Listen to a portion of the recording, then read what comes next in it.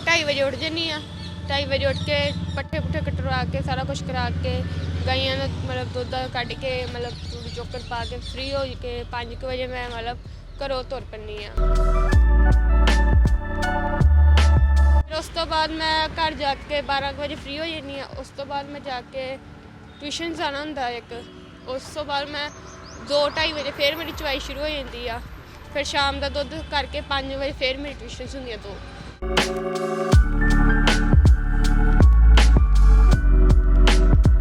ਜਦੋਂ ਪਾਪਾ ਪਹਿਲਾਂ ਦਿਨ ਤੇ ਕਹਿੰਦੇ ਕਿ ਕੰਮ ਮਿੱਟੀ ਹੋ ਜਾਣਾ ਆ, ਤੇ ਉਸ ਦਿਨ ਹੀ ਮੈਂ ਕਹਿੰਦੇ ਮੈਂ ਮਿੱਟੀ ਨਹੀਂ ਹੁੰਦਾ ਵਾਂਗੇ ਵਧੀਆ ਹੀ ਹੁੰਦਾ ਵਾਂਗੇ ਜੋ ਵੀ ਕਰਾਂਗੇ। ਬਾਈਕ ਮੈਨੂੰ ਆਉਂਦੀ ਸੀ ਪਹਿਲਾਂ ਦੀ, ਹਾਂ ਕਦੇ ਮੈਂ ਦੁੱਧ ਨਾਲ ਨਹੀਂ ਕਦੇ ਚਲਾ ਕੇ ਵੇਖਿਆ ਸੀ, ਬਟ ਹੁਣ ਉਹਦੀ ਆਦਤ ਹੀ ਪੈ ਗਈ ਦੁੱਧ ਦੀ। ਹੁਣ ਮੈਨੂੰ ਮੁੰਡੇ ਤੰਗ ਕਰਦੇ, ਮੈਂ ਉਹ ਵੀ ਮਤਲਬ ਕਿ ਆਪਣੇ ਆਪ ਨੂੰ ਕਹਿੰਦੀ ਹਾਂ ਕਿ ਇਹਨਾਂ ਦੇ ਕਹਿਣ 'ਤੇ ਮੈਂ ਥੋੜ੍ਹਾ ਕੁਛ ਬਣ ਜਾਣਾ, ਅਤੇ ਇਹਨਾਂ ਨੂੰ ਛੱਡੋ ਪਰ ਇੱਕ ਕੰਨ ਤਾਂ ਸੌਂਦੀ ਦੂਜੇ ਕੰਨ ਥਾਣੀ ਮੈਂ ਕੱਢ ਦਿੰਦੀ ਹਾਂ। ਮੈਂ ਇੰਨਾ ਕੀਤਾ ਤਾਂ ਨਹੀਂ, ਕਿਉਂਕਿ ਕੁੜੀਆਂ ਨੂੰ ਕੋਈ ਜੀਣ ਨਹੀਂ ਦਿੰਦਾ ਅਤੇ ਮੁੰਡਿਆਂ ਨੂੰ ਸਭ ਕਹਿੰਦੇ ਕਿ ਇਹ ਵਧੀਆ, ਪਰ ਕੁੜੀਆਂ ਮੁੰਡਿਆਂ ਨਾਲੋਂ ਜ਼ਿਆਦਾ ਵਧੀਆ ਕਰਦੀਆਂ।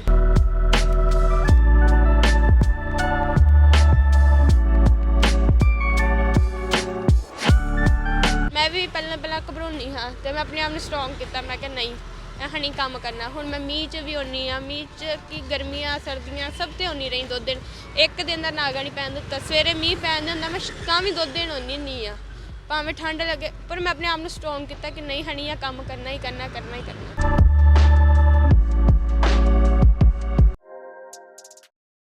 ਹੌਲੀ ਹੌਲੀ ਬਾਬਾ ਚੈਨਲ ਦੇਖਣ ਵਾਲੇ ਸਾਰੇ ਦਰਸ਼ਕਾਂ ਦਾ ਸਵਾਗਤ ਹੈ ਜੀ। ਅੱਜ ਫਿਰ ਅਸੀਂ ਪਹੁੰਚੇ ਹਾਂ ਗੁਰੂ ਨਗਰੀ ਅੰਮ੍ਰਿਤਸਰ ਦੇ ਵਿੱਚ।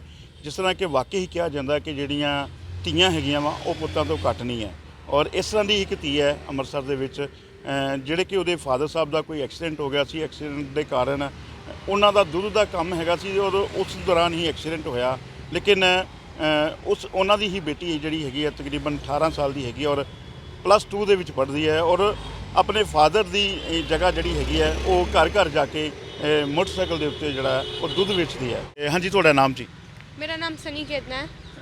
ਸਨੀ, ਸਭ ਤੋਂ ਪਹਿਲੇ ਤਾਂ ਆਪਣੇ ਬਾਰੇ ਦੱਸੋ ਤੁਸੀਂ। ਮੈਂ 18 ਸਾਲਾਂ ਦੀ ਹਾਂ, ਮੈਂ ਮੈਡੀਕਲ ਸਟੂਡੈਂਟ ਹਾਂ ਅਤੇ ਮੈਂ ਮਾਲਣਾ ਦੀ ਰਹਿਣ ਵਾਲੀ ਹਾਂ। ਅਤੇ ਮੇਰੇ ਫਾਦਰ ਦਾ ਐਕਸੀਡੈਂਟ ਹੋ ਗਿਆ ਸੀ, ਅਤੇ ਫਿਰ ਜਦੋਂ ਐਕਸੀਡੈਂਟ ਹੋ ਗਿਆ ਜਿੱਥੋਂ ਪਹਿਲਾਂ ਆਪਰੇਸ਼ਨ ਕਰਾਇਆ ਸੀ ਉਹਨਾਂ ਕੋਲ ਸੈੱਟ ਨਹੀਂ ਬੈਠਾ, ਮਤਲਬ ਪਲਾਸਟਿਕ ਵਗੈਰਾ ਸਰਜਰੀ ਕਰਕੇ ਵੀ ਨਹੀਂ ਸੈੱਟ ਹੋਈ ਲੱਤ। ਫਿਰ ਉਹਨਾਂ ਨੇ ਮਤਲਬ ਕੀ ਕਹਿ ਦਿੱਤਾ ਕਿ ਆਪਾਂ ਕੋਲ ਮਤਲਬ ਨਹੀਂ ਹੋ ਸਕਦਾ। ਇਸ ਤਰ੍ਹਾਂ ਹੀ 1.5 ਸਾਲ ਤੋਂ ਜ਼ਿਆਦਾ ਹੀ ਹੋ ਗਿਆ ਆ, ਅਤੇ ਮਤਲਬ ਇਸ ਤਰ੍ਹਾਂ ਹੀ ਉਹਨਾਂ ਨੂੰ ਮਤਲਬ ਹੁਣ ਤਾਂ ਤੁਰਦੇ ਫਿਰਦੇ ਥੋੜ੍ਹਾ ਬਹੁਤਾ, ਅਤੇ ਮਤਲਬ ਵਿੱਚ ਜੇ ਜਿੱਤੋਂ ਮਤਲਬ ਜ਼ਿਆਦਾ ਤੋਲਣ 'ਤੇ ਰੇਸ਼ਾ ਭਰ ਗਿਆ ਫਿਰ ਉਹਨਾਂ ਦਾ ਬੰਦ ਕਰਾ ਦਿੰਦੇ ਨੇ ਉਹ ਤੁਰਨਾ, ਅਤੇ ਹੁਣ ਤਾਂ ਬੰਦ ਕਰਾਤਾ ਹੋਇਆ ਫਿਰ ਤੋਂ ਤੁਰਨਾ।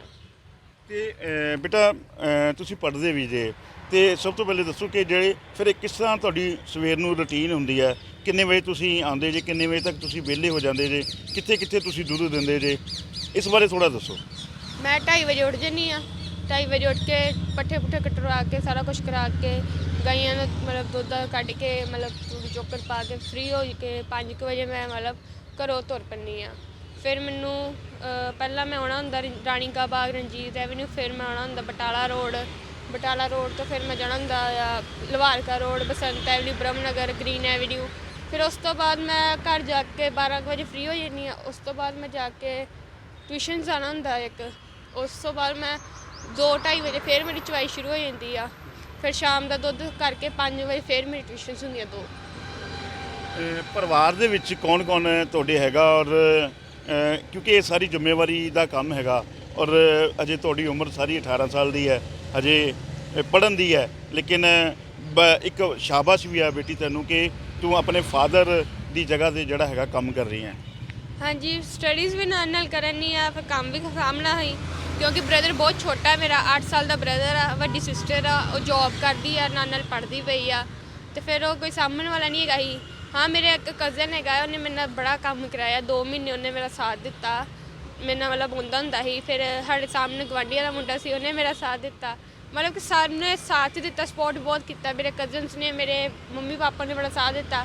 ਜਦੋਂ ਪਾਪਾ ਪਹਿਲਾਂ ਦਿਨ ਤੇ ਕਹਿੰਦੇ ਕਿ ਕੰਮ ਮਿੱਟੀ ਹੋ ਜਾਣਾ ਆ, ਅਤੇ ਉਸ ਦਿਨ ਹੀ ਮੈਂ ਕਹਿੰਦੇ ਮੈਂ ਮਿੱਟੀ ਨਹੀਂ ਹੁੰਦਾ ਵਾਂਗੇ ਵਧੀਆ ਹੀ ਹੁੰਦਾ ਵਾਂਗੇ ਜੋ ਵੀ ਕਰਾਂਗੇ। ਬਾਈਕ ਮੈਨੂੰ ਆਉਂਦੀ ਸੀ ਪਹਿਲਾਂ ਦੀ, ਹਾਂ ਕਦੇ ਮੈਂ ਦੁੱਧ ਨਾਲ ਨਹੀਂ ਕਦੇ ਚਲਾ ਕੇ ਵੇਖਿਆ ਸੀ, ਬਟ ਹੁਣ ਉਹਦੀ ਆਦਤ ਹੀ ਪੈ ਗਈ ਦੁੱਧ ਦੀ। ਪਰ ਉਹਦੇ ਨਾਲ ਜਿਹੜਾ ਹੈਗਾ ਕਿ ਵੇਖੋ ਇੱਕ ਲੜਕੀ ਦੇ ਵਾਸਤੇ ਕੰਮ ਕਰਨਾ ਬੜਾ ਔਖਾ ਹੁੰਦਾ ਹੈ। ਔਰ ਕਈ ਵਾਰੀ ਹੋ ਸਕਦਾ ਕਿ ਤੁਹਾਨੂੰ ਕੋਈ ਗੱਲਾਂ ਵੀ ਕਰਦੇ ਹੋਣਗੇ, ਲੈ ਵੀ ਕੁੜੀ ਹੋ ਕੇ ਜਿਹੜਾ ਹੈਗਾ ਇਹ ਦੁੱਧ ਦਾ ਕੰਮ ਕਰਨ ਦੀ ਹੈ, ਲੇਕਿਨ ਉਹਨਾਂ ਨੂੰ ਪਿੱਛੇ ਕਹਾਣੀ ਜਿਹੜੀ ਹੈਗੀ ਹੈ ਤੁਹਾਡੇ ਪਰਿਵਾਰ ਦੀ ਉਹ ਨਹੀਂ ਪਤਾ। ਹੁਣ ਮੈਂ ਜਦੋਂ ਦੁੱਧ ਵੀ ਨਹੀਂ ਨਾ ਦਿੰਦੀ ਹਾਂ, ਉਸ ਤੋਂ ਪਹਿਲਾਂ ਮੈਂ ਬਹੁਤ ਗੱਲਾਂ ਸੁਣੀਆਂ। ਜਦੋਂ ਮੈਂ ਦੁੱਧ ਦੇਣਾ ਸ਼ੁਰੂ ਕੀਤਾ ਹਾਂ, ਉਦੋਂ ਵੀ ਲੋਕ ਮੇਰੇ ਤੇ ਹੱਸਦੇ ਰਹੇ, ਗੱਲਾਂ ਕਰਦੇ ਰਹੇ, ਬਟ ਮੈਂ ਇਗਨੋਰ ਕਰਦੀ ਰਹੀ ਹਾਂ। ਹੁਣ ਮੈਨੂੰ ਮੁੰਡੇ ਤੰਗ ਕਰਦੇ, ਮੈਂ ਉਹ ਵੀ ਮਤਲਬ ਕਿ ਆਪਣੇ ਆਪ ਨੂੰ ਕਹਿੰਦੀ ਹਾਂ ਕਿ ਇਹਨਾਂ ਦੇ ਕਹਿਣ 'ਤੇ ਮੈਂ ਥੋੜ੍ਹਾ ਕੁਛ ਬਣ ਜਾਣਾ, ਅਤੇ ਇਹਨਾਂ ਨੂੰ ਛੱਡੋ ਪਰ ਇੱਕ ਕੰਨ 'ਤੇ ਸੌਂਦੀ, ਦੂਜੇ ਕੰਨ ਥਾਣੀ ਮੈਂ ਕੱਢ ਦਿੰਦੀ ਹਾਂ। ਮੈਂ ਇੰਨਾ ਕੀਤਾ ਨਹੀਂ, ਕਿਉਂਕਿ ਕੁੜੀਆਂ ਨੂੰ ਕੋਈ ਜੀਣ ਨਹੀਂ ਦਿੰਦਾ ਅਤੇ ਮੁੰਡਿਆਂ ਨੂੰ ਸਭ ਕਹਿੰਦੇ ਕਿ ਇਹ ਵਧੀਆ, ਪਰ ਕੁੜੀਆਂ ਮੁੰਡਿਆਂ ਨਾਲੋਂ ਜ਼ਿਆਦਾ ਵਧੀਆ ਕਰਦੀਆਂ। ਪਰ ਤੁਸੀਂ ਜੋ ਕੰਮ ਕਰਦੇ ਜੇ ਕਿ ਕੀ ਇੱਕ ਪ੍ਰਾਊਡ ਵੀ ਫੀਲ ਕਰਦੇ ਜੇ ਕਿ ਤੁਸੀਂ ਕਿਉਂਕਿ ਇੱਕ ਵਾਕਈ ਕਹਿੰਦੇ ਨੇ ਕਿ ਲੜਕੀਆਂ ਜਿਹੜੀਆਂ ਲੜਕਿਆਂ ਤੋਂ ਘੱਟ ਨਹੀਂ ਆ, ਇਹ ਸਿੱਧ ਕਰਕੇ ਤੁਸੀਂ ਵਿਖਾ ਰਹੇ ਜੇ ਕਿ ਪਾਪਾ ਦਾ ਇਹ ਕੰਮ ਜਿਹੜਾ ਹੈਗਾ ਤੁਸੀਂ ਪੂਰੀ ਮਿਹਨਤ ਨਾਲ ਕਰ ਰਹੇ ਜੇ। ਹਾਂ, ਮੈਨੂੰ ਬਹੁਤ ਪ੍ਰਾਊਡ ਆ, ਮੇਰੇ ਘਰਦਿਆਂ ਨੂੰ ਪ੍ਰਾਊਡ ਆ। ਹੁਣ ਸਭ ਨੂੰ ਪਤਾ ਹੈ ਕਿ ਮੈਂ ਦੁੱਧ ਦਿੰਦੀ ਹਾਂ।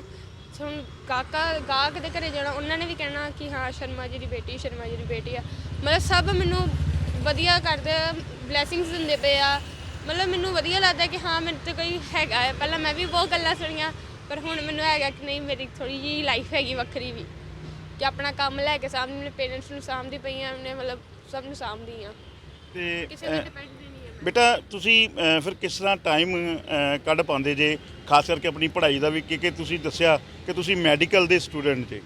ਹਾਂਜੀ, ਫਿਰ ਥੋੜ੍ਹਾ ਬਹੁਤਾ ਘਰ ਦੇ ਵੀ ਕਰ ਲੈਂਦੇ ਨੇ ਐਡਜਸਟ।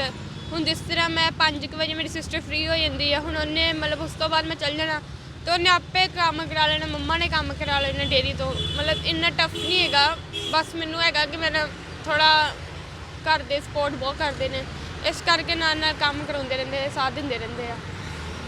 ਇੱਕ ਗਾਣਾ ਵੀ ਹੈਗਾ ਕਿ ਪੁੱਤ ਵਡਾਉਂਦੇ ਜ਼ਮੀਨਾਂ, ਧੀਆਂ ਮਾਪਿਆਂ ਦਾ ਦੁੱਖ ਵਡਾਉਂਦੀਆਂ ਨੇ। ਇਹ ਕਿੱਥੋਂ ਤੱਕ ਇਸ ਤਰ੍ਹਾਂ ਦੇ ਗਾਣੇ ਜਿਹੜੇ ਨੇ ਕਿਤੇ ਨਾ ਕਿਤੇ ਸਿੱਧ ਹੁੰਦੇ ਨੇ?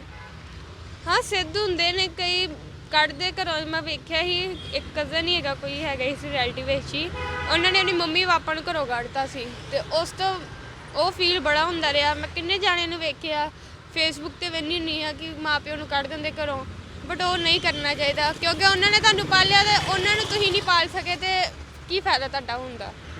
ਅਤੇ ਫੀਲ ਹੁੰਦਾ ਕਿ ਲੋਕੀ ਐਵੇਂ ਘਰਦਿਆਂ ਨੂੰ ਮਾਂ ਪਿਓ ਨੂੰ ਕੱਢ ਦਿੰਦੇ ਘਰੋਂ, ਬਟ ਆਪਣੇ ਘਰਦਿਆਂ ਨੂੰ ਸਾਂਭਣਾ ਹੀ ਮੈਂ ਕਹਿੰਦੀ ਕਿ ਜ਼ਿਆਦਾ ਜ਼ਰੂਰੀ ਆ। ਕਿਸੇ ਦੇ ਕਹਿਣ 'ਤੇ ਕੱਢੋਗੇ ਤਾਂ ਕੋਈ ਫਾਇਦਾ ਨਹੀਂ ਆ।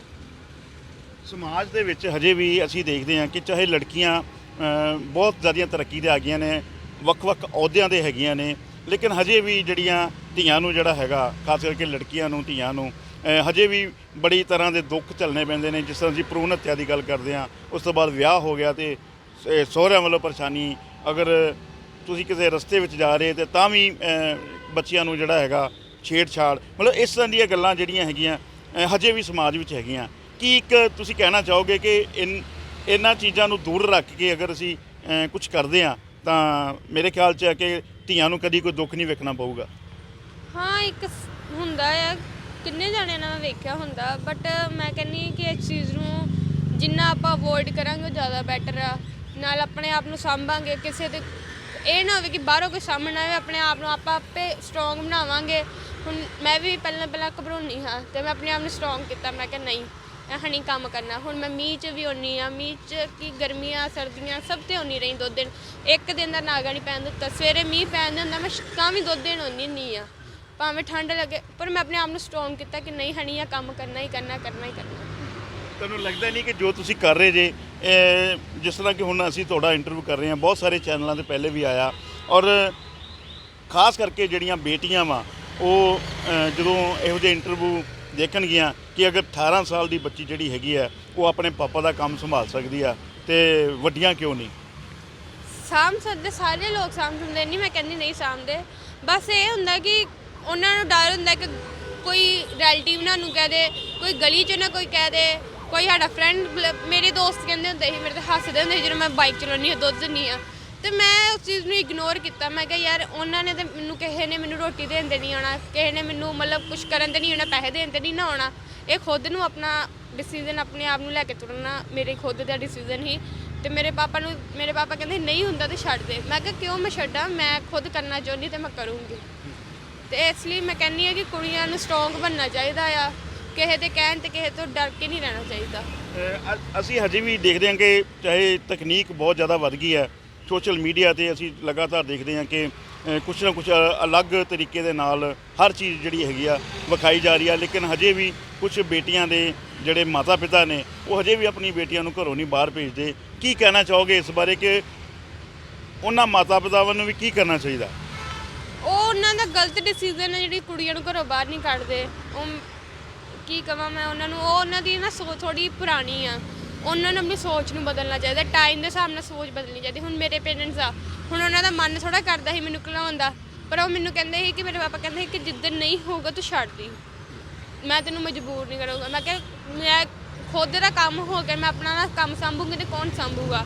ਤੇ ਮਤਲਬ ਕਿ ਉਹ ਪੇਰੈਂਟਸ ਥੋੜੀ ਛੋਟੀ ਸੋਚ ਉਹਨਾਂ ਦੀ, ਤੇ ਉਹ ਮੈਂ ਕਹਿੰਦੀ ਹਾਂ ਕਿ ਟਾਈਮ ਸਿਰ ਟਾਈਮ ਬਦਲਣੀ ਚਾਹੀਦੀ ਹੈ, ਕੁੜੀਆਂ ਨੂੰ ਵੀ ਫਰੀडम ਮਿਲਣੀ ਚਾਹੀਦੀ ਆ, ਕਿਉਂਕਿ ਮੁੰਡੇ ਨਹੀਂ ਅੱਜ ਕੱਲ੍ਹ ਸਾਂਭਦੇ ਆਪਣੇ ਮਾਪਿਆਂ ਨੂੰ, ਕਿਸੇ ਨੂੰ ਨਹੀਂ ਕਰਦੇ, ਉਹਨਾਂ ਨੂੰ ਆਪਣਾ ਮਤਲਬ ਹੁੰਦਾ, ਜਿਹੜੇ ਸਾਂਭਦੀਆਂ ਕੁੜੀਆਂ ਸਾਂਭਦੀਆਂ। ਇਸ ਕਰਕੇ ਮੈਂ ਚਾਹੁੰਦੀ ਹਾਂ ਕਿ ਕੁੜੀਆਂ ਨੂੰ ਫਰੀडम ਮਿਲਣੀ ਚਾਹੀਦੀ ਆ। ਜਿੱਥੇ ਤੁਸੀਂ ਜਿਹੜੇ ਸਕੂਲ ਵਿੱਚ ਪੜ੍ਹਦੇ ਜੇ ਉੱਥੇ ਕੀ ਤੁਹਾਡੇ ਟੀਚਰਾਂ ਨੂੰ ਜਾਂ ਤੁਹਾਡੇ ਜਿਹੜੇ ਕਲਾਸਮੇਟ ਹੈਗੇ ਉਹਨਾਂ ਨੂੰ ਪਤਾ, ਔਰ ਕੀ ਇੱਕ ਉਹ ਵੀ ਜਾਂ ਪ੍ਰਾਊਡ ਫੀਲ ਕਰਦੇ ਆ, ਕੀ ਕੁਛ ਤੁਹਾਡੇ ਟੀਚਰ ਵੀ ਕਹਿੰਦੇ ਨੇ ਕਿ ਇਹ ਬੇਟੀ ਜਿਹੜੀ ਹੈਗੀ ਆ ਬਹੁਤ ਵਧੀਆ ਕੰਮ ਕਰ ਰਹੀ ਹੈ ਔਰ ਤੁਹਾਨੂੰ ਐਪਰੀਸ਼ੀਏਟ ਵੀ ਕੀਤਾ ਹੋਏਗਾ, ਸ਼ਾਬਾਸ਼ ਵੀ ਮਿਲੀ ਹੋਏਗੀ? ਹਾਂ, ਮੇਰੇ ਟੀਚਰਸ ਨੇ ਮੇਰੇ ਨਾਲ ਬੜਾ ਸਪੋਰਟ ਕੀਤਾ, ਉਹਨਾਂ ਨੇ ਮੇਰਾ ਬਹੁਤ ਸਾਥ ਦਿੱਤਾ।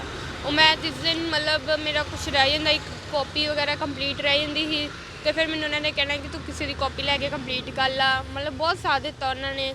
ਫਿਰ ਉਹ ਕਹਿੰਦੇ ਵੀ ਹੁੰਦੇ, ਉਹਨਾਂ ਨੇ ਪਤਾ ਹੀ ਕਿ ਪਾਪਾ ਦੇ ਸੱਟ ਲੱਗੀ ਆ, ਉਹਨੇ ਬਹੁਤ ਸਾਥ ਦਿੱਤਾ। ਬੱਚੇ ਕਈ ਮੇਰੇ ਨਾਲ ਨਹੀਂ ਵਧੀਆ ਟੋਨ 'ਚ ਸੀ, ਕਈ ਵਧੀਆ ਟੋਨ 'ਚ ਸੀ, ਕੋਈ ਮੈਨੂੰ ਗਲਤ ਬੋਲ ਦਿੰਦਾ ਸੀ, ਕੋਈ ਚੰਗਾ ਬੋਲ ਦਿੰਦਾ ਸੀ, ਬਟ ਮੈਂ ਕਿਸੇ ਨੂੰ ਮਾਈਂਡ ਨਹੀਂ ਕੀਤਾ ਇੰਨਾ, ਕਿਉਂਕਿ ਮੈਨੂੰ ਇੱਕੋ ਗੱਲ ਕਹੀ ਕਿ ਸਭ ਹੱਸਦੇ ਹੁੰਦੇ, ਹੱਸਣ ਦਿਆ ਕਰ, ਤੂੰ ਆਪਣਾ ਕੰਮ ਕਰਿਆ ਕਰ ਆਰਾਮ ਨਾਲ। ਔਰ ਹੁਣ ਤੁਸੀਂ ਜੋ ਕੰਮ ਕਰਦੇ ਜੇ ਔਰ ਅੱਗੋਂ ਐਗਜ਼ਾਮ ਵੀ ਆ ਜਾਣੇ ਆ, ਔਰ +2 ਜਿਹੜੀ ਹੈਗੀ ਹੈ ਉਹ ਅਸੀਂ ਕਹਿ ਸਕਦੇ ਹਾਂ ਕਿ ਬੋਰਡ ਦੇ ਪੇਪਰ ਨੇ, ਕਿਸ ਤਰ੍ਹਾਂ ਤਿਆਰੀ ਕਰ ਰਹੇ ਜੇ ਤੁਸੀਂ ਸਾਰੇ? ਤਿਆਰੀ ਮੇਰੀ ਪੂਰੀ ਹੁੰਦੀ ਆ, ਨਾਲ ਨਾਲ ਮੈਂ ਆਪਣੀ ਤਿਆਰੀ ਵੀ ਕਰਨੀ ਹੈ, ਪੜ੍ਹਦੀ ਵੀ ਆ।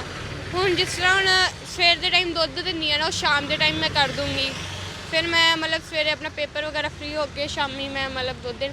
ਹੁਣ ਜਿਸ ਤਰ੍ਹਾਂ ਵਿੱਚ ਛੁੱਟੀਆਂ ਵੀ ਆਈਆਂ, ਫਿਰ ਮੈਂ ਛੁੱਟੀਆਂ 'ਚ ਸਵੇਰੇ ਰੱਖ ਲੂੰਗੀ, ਕਿਉਂਕਿ ਜਿਹੜੇ ਪਾਪਾ ਦੇ ਕਸਟਮਰ ਆ ਨਾ ਉਹ ਸਾਰੇ ਵਧੀਆ ਆ, ਉਹਨਾਂ ਨੂੰ ਪਤਾ ਕਿ ਮੇਰੀ ਪ੍ਰੋਬਲਮ ਕੀ ਆ, ਉਹ ਕਹਿੰਦੇ ਕਿ ਐਡਜਸਟ ਕਰ ਲਾਂਗੇ ਆਪਾਂ, ਤੇ ਮੈਨੂੰ ਉਹਨਾਂ 'ਚ ਕੋਈ ਨਹੀਂ ਹੈਗਾ। ਪਾਪਾ ਦੇ ਗਾਹਕ ਬਹੁਤ ਵਧੀਆ ਆ, ਜਿਹੜੇ ਛੁੱਟੇ ਵੀ ਆ ਕਈ ਜਾਣੇ, ਜਦੋਂ ਮੈਂ ਨਵੀਂ ਲੱਗੀ ਹਾਂ 5-6 ਗਾਹਕ ਵੀ ਛੁੱਟ ਕੇ, ਉਸ ਤੋਂ ਬਾਅਦ ਗਾਹਕ ਲੱਗੇ ਵੀ ਨਹੀਂ ਨਵੇਂ, ਕਿਉਂਕਿ ਉਹ ਥੋੜ੍ਹਾ ਘਬਰਾਉਂਦੇ ਕਿ ਪਤਾ ਨਹੀਂ ਕੀ ਫੀਲ ਕਰਦੇ ਆ, ਤੇ ਉਹ ਮਤਲਬ ਦੁੱਧ ਨਹੀਂ ਕੋਈ ਲੈਂਦਾ ਬਾਹਰੋਂ, ਤੇ ਮੈਂ ਮਤਲਬ ਆਪਣਾ ਹੀ ਜਿਹੜੇ ਪਾਪਾ ਦੇ ਹੈਗੇ ਉਹਨਾਂ ਨੂੰ ਸਾਂਭਦੀ ਹਲੇ ਤੇ। ਔਰ ਜਦੋਂ ਤੁਸੀਂ ਦੁੱਧ ਦੇਣ ਆਉਂਦੇ ਜੇ ਔਰ ਜਿਹੜੇ ਵੱਖਰੇ ਤੁਹਾਡੇ ਪਾਪਾ ਦੇ ਕੀ ਕਹਿ ਸਕਦੇ ਪੁਰਾਣੇ ਕਸਟਮਰ ਨੇ, ਕਿ ਉਹ ਵੀ ਕਹਿੰਦੇ ਨੇ ਕਿ ਬੇਟੀ ਕੋਈ ਗੱਲ ਨਹੀਂ, ਤੂੰ ਡਟ ਕੇ ਕੰਮ ਕਰ, ਅਸੀਂ ਤੁਹਾਡੇ ਨਾਲ ਹਾਂ, ਜਾਂ ਕਿਸੇ ਨੇ ਕੋਈ ਹੈਲਪ ਵੀ ਕੀਤੀ ਹੋਵੇ ਤੁਹਾਡੀ? ਹਾਂ, ਬਹੁਤ ਹੈਲਪ ਕੀਤੀ ਆ। ਹੁਣ ਮੈਨੂੰ ਜਿਸ ਤਰ੍ਹਾਂ ਐਮਰਜੈਂਸੀ ਲੋੜ ਪੈ ਜਾਂਦੀ ਸੀ ਪੈਸਿਆਂ ਦੀ, ਪਾਪਾ ਦਾ ਤਾਂ ਐਮਰਜੈਂਸੀ ਕੰਮ ਹੁੰਦਾ ਸੀ, ਕਿਉਂਕਿ 10-10 15-15 ਹਜ਼ਾਰ ਦੀਆਂ ਪੱਟੀਆਂ ਹੁੰਦੀਆਂ ਮੇਰੇ ਪਾਪਾ ਦੀਆਂ, ਤੇ ਮਤਲਬ ਉਦੋਂ ਬੜੀ ਐਮਰਜੈਂਸੀ ਲੋੜ ਪੈਂਦੀ ਹੁੰਦੀ, ਤੇ ਉਹਨਾਂ ਨੇ ਉਸੇ ਟਾਈਮ ਮੈਂ ਕਹਿਣਾ, ਉਹਨਾਂ ਨੇ ਮੈਨੂੰ ਉਸੇ ਟਾਈਮ ਪੈਸੇ ਕੱਢ ਕੇ ਦੇ ਦੇਣੇ, ਮਤਲਬ ਸਭ ਨੇ ਬਹੁਤ ਸਪੋਰਟ ਕੀਤਾ ਮੈਨੂੰ। ਉਹਨੇ ਕਿਹਾ ਕਿ ਜਦੋਂ ਕੋਈ ਕਿਤੇ ਫੋਨ ਕਰਨਾ ਹੋਵੇ, ਕਿਤੇ ਜੋ ਕੰਮ ਹੋਗਾ ਦੱਸ ਦੇਣਾ ਤੂੰ ਮੈਨੂੰ, ਤੇ ਮਤਲਬ ਬਹੁਤ ਸਾਰਿਆਂ ਨੇ ਬਹੁਤ ਸਪੋਰਟ ਕੀਤਾ ਮੈਨੂੰ। ਬੇਟਾ ਜਿਸ ਤਰ੍ਹਾਂ ਕਿ ਹੁਣ ਪੰਜਾਬ ਦੀ ਸਰਕਾਰ ਜਿਹੜੀ ਹੈਗੀ ਨਵੀਂ ਬਣੀ ਆ, ਔਰ ਇਹਨਾਂ ਚੀਜ਼ਾਂ ਨੂੰ ਉਹਨਾਂ ਨੇ ਕਿਹਾ ਕਿ ਅਸੀਂ ਬਹੁਤ ਸਪੋਰਟ ਕਰਾਂਗੇ, ਖਾਸ ਕਰਕੇ ਐਜੂਕੇਸ਼ਨ ਨੂੰ ਲੈ ਕੇ ਵੀ। ਇੱਕ ਤੁਸੀਂ ਵੀ ਸਟੂਡੈਂਟ ਜੇ, ਔਰ ਕੀ ਕਹਿਣਾ ਚਾਹੋਗੇ ਤੁਸੀਂ ਖਾਸ ਕਰਕੇ ਪੰਜਾਬ ਸਰਕਾਰ ਨੂੰ ਵੀ ਕਿ ਇਸ ਤਰ੍ਹਾਂ ਦੇ ਬੱਚੇ ਜਿਹੜੇ ਕੰਮ ਕਰਦੇ ਨੇ, ਜਾਂ ਕੋਈ ਪੇਰੈਂਟਸ ਨੂੰ ਕੋਈ ਪ੍ਰੋਬਲਮ ਆ ਗਈ ਹੈ, ਤੇ ਸਰਕਾਰ ਨੂੰ ਅੱਗੇ ਕਿਸ ਤਰ੍ਹਾਂ ਆਉਣਾ ਚਾਹੀਦਾ? ਮੇ ਵੀ ਹੋ ਸਕਦਾ ਕਿ ਜਿਹੜੇ ਤੁਹਾਡਾ ਇੰਟਰਵਿਊ ਹੈਗਾ ਵਾ ਉਹ ਸਾਡੇ ਮਾਨਯੋਗ CM ਭਗਵੰਤ ਮਾਨ ਜੀ ਵੀ ਵੇਖਣਗੇ। ਹਾਂ, ਮੈਂ ਉਹਨਾਂ ਨੂੰ ਇਹ ਕਹਿਣਾ ਚਾਹੂੰਗੀ ਕਿ ਜਿਹੜੀਆਂ ਐਸੀਆਂ ਬੇਟੀਆਂ ਉਹਨਾਂ ਨੂੰ ਸਰਕਾਰੀ ਨੌਕਰੀ ਜ਼ਰੂਰ ਮਿਲੇ। ਸੈਕਿੰਡ, ਮੈਂ ਕਹਿਣਾ ਚਾਹੁੰਦੀ ਹਾਂ ਕਿ ਉਹਨਾਂ ਦੇ ਪੇਰੈਂਟਸ ਦੀ ਹੈਲਪ ਕੀਤੀ ਜਾਵੇ, ਕਿਉਂਕਿ ਹੁਣ ਜਿਸ ਤਰ੍ਹਾਂ ਮੇਰੇ ਪੇਰੈਂਟਸ ਆ, ਹੁਣ ਉਹਨਾਂ ਦੇ 15 ਲੱਖ ਰੁਪਇਆ ਲੱਗ ਚੁੱਕਿਆ ਮੇਰੇ ਪੇਰੈਂਟਸ ਦੇ। ਮੈਂ ਬੈਂਕ ਦਾ ਲੋਨ ਵੀ ਲਿੱਤਾ, ਫਿਰ ਫੜਿਆ ਵੀ, ਫਿਰ ਆਪਣੀਆਂ ਮੱਝਾਂ ਗਾਈਆਂ ਵੀ ਵੇਚਤੀਆਂ, ਮਤਲਬ ਕਿੰਨਾ ਕੁ ਜਿਹੜੀ ਚੀਜ਼ ਮਹਿੰਗੀ ਹੈ ਜੀ ਉਹ ਘਾਟੇ 'ਚ ਵੇਚੀ ਆਪਾਂ, ਕਿਉਂਕਿ ਪਾਪਾ ਕਰਕੇ। ਤੇ ਹੁਣ ਮੈਂ ਆਪਣੇ ਫੁੱਫੜ ਜੀ ਕੋਲ ਦੁੱਧ ਲੈ ਕੇ ਕਰਨ ਨਹੀਂ ਸੇਲ। ਮੈਂ ਚਾਹੁੰਦੀ ਹਾਂ ਕਿ ਉਹ ਮੇਰੇ ਫਾਦਰ ਲਈ ਕੁਛ ਵਧੀਆ ਵੇਖ ਦੇਣ, ਮੇਰਾ ਫਿਊਚਰ ਵਧੀਆ ਕਰ ਦੇਣ, ਮੈਂ ਬਸ ਇਹੀ ਚਾਹੁੰਦੀ ਹਾਂ। ਜਿਸ ਤਰ੍ਹਾਂ ਕਿ ਅਸੀਂ ਦੇਖਦੇ ਹਾਂ ਕਿ ਉਹ ਕੁਝ ਫਾਰਮਿੰਗ ਵਾਸਤੇ ਕੁਝ ਸਬਸਿਡੀ ਤੇ ਕੁਝ ਲੋਨ ਦਿੰਦੇ ਨੇ ਸਰਕਾਰਾਂ ਜਿਹੜੀਆਂ, ਔਰ ਜਿਸ ਤਰ੍ਹਾਂ ਕਿ ਤੁਸੀਂ ਕਿਹਾ ਕਿ ਤੁਹਾਡੇ ਜਿਹੜੇ ਪਸ਼ੂ ਸੀ, ਡੰਗਰ ਸੀ, ਉਹ ਵੀ ਵਿਕ ਚੁੱਕੇ ਨੇ ਹੁਣ, ਕੋਈ ਇਸ ਤਰ੍ਹਾਂ ਦੀ ਤੁਸੀਂ ਕੋਈ ਅਪੀਲ ਕਰੋਗੇ ਕਿ ਕੱਲ੍ਹ ਨੂੰ ਤੁਹਾਨੂੰ ਫਾਰਮਿੰਗ ਵਾਸਤੇ ਕੋਈ ਲੋਨ ਸਰਕਾਰ ਵੱਲੋਂ ਦਿੱਤਾ ਜਾਵੇ ਜਾਂ ਕੁਝ? ਮੈਂ ਚਾਹੁੰਦੀ ਹਾਂ ਕਿ ਜਿਹੜਾ ਮੇਰਾ ਲੋਨ ਆ ਉਹ ਜਾਂ ਮਾਫ ਕਰਾਇਆ ਜਾਵੇ ਜਾਂ ਥੋੜਾ ਕਰਾਇਆ ਜਾਵੇ, ਕਿਉਂਕਿ ਮੈਂ 5-6 ਲੱਖ ਦਾ ਲੋਨ ਲਿੱਤਾ ਸੀ ਪਾਪਾ ਦੇ ਟਾਈਮ ਤੇ ਮੈਂ ਕਹਿੰਦੀ ਹਾਂ ਕਿ ਉਹ ਘਟਾ ਦਿਆ ਜਾਵੇ ਜਾਂ ਉਹਨੂੰ ਫ੍ਰੀ ਕਰ ਦਿਆ ਜਾਵੇ ਮੇਰੇ ਵਾਸਤੇ, ਕਿਉਂਕਿ ਮੇਰੇ ਕੋਲ ਬੈਂਕ ਦੀਆਂ ਕਿਸ਼ਤਾਂ ਨਹੀਂ ਨਿਕਲਦੀਆਂ, ਸੱਚ ਗੱਲ ਆ। ਕਿਉਂਕਿ ਉਹ ਹੁਣ ਖਰਚਾ ਇੰਨਾ ਕਾ, ਮੈਂ ਵੀ ਪੜ੍ਹਦੀ, ਮੇਰਾ ਬ੍ਰਦਰ ਵੀ ਪੜ੍ਹਦਾ ਆ ਤੇ ਸਿਸਟਰ ਆਪਣਾ ਹੀ ਕੰਮ ਕਰਦੀ ਆ, ਆਪਣੀ ਜੌਬ ਵੀ ਕਰਦੀ ਨਾਲ ਆਪਣੀ ਸਟੱਡੀਜ਼ ਵੀ ਕਰਨ ਦੀ ਆ, ਤੇ ਮੈਂ ਹੀ ਸਾਰਾ ਕੁਝ ਕਰਨ ਦੀ ਤਾਂ ਮੈਨੂੰ ਟਫ ਹੁੰਦਾ ਹੈ। ਕਦੇ ਕਦੇ ਤਾਂ ਮੈਂ ਰੋ ਪੈਂਦੀ ਹੁੰਦੀ ਕਿ ਮੇਰੇ ਕੋਲ ਪੈਸੇ ਨਹੀਂ ਹੈਗੇ, ਤੇ ਮੈਂ ਚਾਹੁੰਦੀ ਹਾਂ ਕਿ ਜਿਹੜੀ ਮਤਲਬ ਲੋਨ ਵਗੈਰਾ ਹੈਗਾ ਉਹ ਜਾਂ ਮੇਰਾ ਮਾਫ ਕਰਾਇਆ ਜਾਵੇ, ਘਟਾਇਆ ਜਾਵੇ, ਮੈਨੂੰ ਨੌਕਰੀ ਮਿਲ ਜੇ ਕਿਤੇ ਵੀ, ਮੈਨੂੰ ਕੋਈ ਪ੍ਰੋਬਲਮ ਨਹੀਂ ਹੈਗੀ। ਬੇਟਾ ਮੇਰਾ ਲਾਸਟ ਸਵਾਲ ਹੈ ਕਿ ਜਦੋਂ ਤੁਸੀਂ ਆਉਂਦੇ ਜੇ ਦੁੱਧ ਦੇਣ ਵਾਸਤੇ, ਕਿ ਕਦੀ ਕੋਈ ਇਸ ਤਰ੍ਹਾਂ ਦੀ ਕੋਈ ਗੱਲ ਹੋਈ ਹੋਵੇ, ਕੋਈ ਚੰਗੀ ਜਾਂ ਮਾੜੀ, ਕੋਈ ਜਾਂ ਕਿਸੇ ਨੇ ਕੁਝ ਕਮੈਂਟਸ ਕੀਤਾ ਹੋਵੇ ਜਾਂ ਕਿਸੇ ਨੇ ਤੁਹਾਨੂੰ ਕੋਈ ਐਪਰੀਸ਼ੀਏਟ ਕੀਤਾ ਹੋਵੇ? ਮੈਂ ਚਾਹਾਂਗਾ ਕਿ ਤੁਸੀਂ ਦਰਸ਼ਕਾਂ ਨੂੰ ਜ਼ਰੂਰ ਦੱਸੋ ਕਿ ਅਗਰ ਕਿਸੇ ਨੇ ਕੋਈ ਕਮੈਂਟਸ ਕੀਤਾ ਤਾਂ ਉਹ ਜਦੋਂ ਇੰਟਰਵਿਊ ਦੇਖੂਗਾ ਤੇ ਉਹਨੂੰ ਵੀ ਅਕਲ ਆਊਗੀ ਇਸ ਚੀਜ਼ ਦੀ। ਅਗਰ ਐਪਰੀਸ਼ੀਏਟ ਕੀਤਾ ਤਾਂ ਉਹ ਕਹਿਣਗੇ ਕਿ ਹਾਂ ਬਈ ਬੇਟੀ ਨੇ ਅਗਰ ਅਸੀਂ ਐਪਰੀਸ਼ੀਏਟ ਕੀਤਾ ਸੀ ਤੇ ਉਹਨੇ ਸਾਡਾ ਜਿਹੜਾ ਸਾਨੂੰ ਯਾਦ ਰੱਖਿਆ। ਜਿਹੜਾ ਅੰਮ੍ਰਿਤਸਰ ਦਾ ਪੁਲਿਸ ਮਹਿਕਮਾ ਆਇਆ, ਇਹਨਾਂ ਨੇ ਮੇਰਾ ਬੜਾ ਸਾਥ ਦਿੱਤਾ। ਮੈਂ ਕਿਤੇ ਰਾਹ 'ਚ ਰੋਕ ਕੇ ਜਾਂਦੀ ਹਾਂ ਜਾਂ ਮੈਨੂੰ ਕੋਈ ਤੰਗ ਕਰਦਾ ਹੀ, ਮੈਂ ਉਹਨਾਂ ਨੂੰ ਕਹਿੰਦੀ ਹੁੰਦੀ ਹਾਂ ਬਟਾਲਾ ਰੋਡ ਦੇ ਪੁਲਿਸ ਵਾਲੇ ਗਿਆ, ਤੇ ਉਹਨਾਂ ਨੇ ਮੈਨੂੰ ਉਸੇ ਟਾਈਮ ਉਹਨਾਂ ਨੇ ਕਹਿਣਾ ਕਿ ਹੁਣੇ ਮਗਰੋਂ ਆਊਗਾ, ਉਹਨੇ ਮਗਰੋਂ ਆਉਣਾ, ਉਹਨਾਂ ਨੇ ਫੜ ਲੈਣਾ, ਉਹਨੇ ਕਹਿਣਾ ਕੁੜੀ ਨੂੰ ਕਿਉਂ ਤੰਗ ਕੀਤਾ ਤੂੰ? ਹਾਂ ਮੈਨੂੰ ਤੰਗ ਬਹੁਤ ਕਰਦੇ, ਹਲੇ ਮੇਰੀ ਕੱਲ੍ਹ ਦੀ ਗੱਲ ਆ, ਕੱਲ੍ਹ ਮੈਨੂੰ 2 ਮੁੰਡੇ ਤੰਗ ਕਰਨ ਦੇ ਸੀ ਤੇ ਮੈਂ ਇੱਕੋ ਗੱਲ ਕਹੀ, ਮੈਂ ਕਿਹਾ ਛਿੱਤਰ ਖਾ ਕੇ ਜਾਓਗੇ ਕਿ ਤੁਸੀਂ ਇੱਦਾਂ ਹੀ ਜਾਓਗੇ? ਤੇ ਮਤਲਬ ਉਹ ਡਰ ਕੇ ਆਪੇ ਚਲੇ ਗਏ ਕਿ ਇਹਨੇ ਕੁੱਟ ਕੱਟ ਨਾ ਦੇਵੇ, ਤੇ ਮਤਲਬ ਕਿ ਬਹੁਤ ਤੰਗ ਕਰਦੇ ਲੋਕੀ, ਇਗਨੋਰ ਕਰੋ, ਇਹੋ ਜਿਹੇ ਨੂੰ ਮੂੰਹ ਹੀ ਨਾ ਲਾਓ ਤੇ ਚੰਗਾ ਆ, ਫਿਰ ਇਹ ਮੂੰਹ ਲਾਓਗੇ ਤਾਂ ਉਹ ਵਿਗੜਦੇ ਆ। ਤੇ ਮੈਂ ਕਹਿੰਦੀ ਕਿ ਪੰਜਾਬ ਪੁਲਿਸ ਨੇ ਮੇਰਾ ਬਹੁਤ ਸਾਥ ਦਿੱਤਾ ਅੰਮ੍ਰਿਤਸਰ ਦੀ। ਮੈਂ ਇੱਕੋ ਗੱਲ ਤੇ ਕਹਿਣਾ ਹੁੰਦਾ ਸੀ ਕਿ ਅੰਕਲ ਮੈਂ ਨਾ ਪੰਗੇ ਲੈਂਦੇ ਆ ਹੁੰਦੇ ਆ, ਉਹਨਾਂ ਨੇ ਆਪੇ ਸਾਹਮਣੇ ਉਹਨਾਂ ਕਹਿਣਾ ਕਿ ਗੁੱਡੀ ਤੂੰ ਜਾ, ਆਪ ਆਪੇ ਕਰ ਲਾਂਗੇ ਸਿੱਧੇ ਇਹਨਾਂ ਨੂੰ। ਬੇਟਾ ਤੁਹਾਨੂੰ ਲੱਗਦਾ ਹੈ ਕਿ ਸੈਲਫ ਡਿਫੈਂਸ ਜਿਹੜੀ ਹੈਗੀ ਹੈ ਲੜਕੀਆਂ ਵਾਸਤੇ ਬਹੁਤ ਜ਼ਰੂਰੀ ਹੈ? ਹਾਂ ਅੰਕਲ, ਮੈਂ ਖੁਦ ਵੀ ਜੂਡੋ ਕਰਾਟੇ ਸਿੱਖੇ ਹੋਏ ਆ ਤੇ ਮੈਂ ਚਾਹੁੰਦੀ ਹਾਂ ਕਿ ਸਭ ਨੂੰ ਸੈਲਫ ਡਿਫੈਂਸ ਸਿੱਖਣਾ ਚਾਹੀਦਾ। ਹੁਣ ਤਾਂ ਅੱਜ ਕੱਲ੍ਹ ਬਹੁਤ ਕੁਛ ਮੈਂ ਵੇਖਦੀ ਪਈ ਨੈੱਟ 'ਤੇ, ਕੁੜੀਆਂ ਨੂੰ ਕੋਈ ਤੰਗ ਕਰਨ ਦਾ, ਕਦੇ ਕੋਈ ਕਰਨ ਦਾ, ਇਸ ਕਰਕੇ ਮੈਂ ਕਹਿੰਦੀ ਕਿ ਸਭ ਨੂੰ ਸਿੱਖਣਾ ਚਾਹੀਦਾ ਕੁਛ ਤੇ ਕੁਛ। ਕਰਾਟੇ ਸਿੱਖ ਲੈਣ, ਜੂਡੋ ਸਿੱਖ ਲੈਣ, ਮਤਲਬ ਇਹਨਾਂ 'ਚ ਬੈਨੀਫਿਟ ਹੀ ਗਏ, ਖਤਮ ਹੋਣ ਵਾਲੀ ਚੀਜ਼ ਨਹੀਂ ਆ। ਅੱਛਾ, ਮੈਨੂੰ ਨਹੀਂ ਸੀ ਪਤਾ ਕਿ ਤੁਸੀਂ ਕਰਾਟੇ ਦੇ ਪਲੇਅਰ ਹੈਗੇ ਜੇ। ਕਰਾਟੇ ਕਿ ਤੁਸੀਂ ਕਦੋਂ ਸਿੱਖੇ ਸੀ, ਕਿਸ ਤਰ੍ਹਾਂ ਸਿੱਖੇ ਜੇ, ਔਰ ਕਦੀ ਕੋਈ ਕਿਤੇ ਬਾਹਰ ਜਾਣ ਦਾ ਵੀ ਮੌਕਾ ਮਿਲਿਆ? ਹਾਂਜੀ, ਮੈਂ ਸਕੂਲ 'ਚ ਹੀ ਸਿੱਖੇ ਸੀ। ਮੈਂ ਸਕੂਲ 'ਚ 2-3 ਸਾਲ ਤੋਂ ਜ਼ਿਆਦਾ ਹੀ ਸਿੱਖੇ ਆ।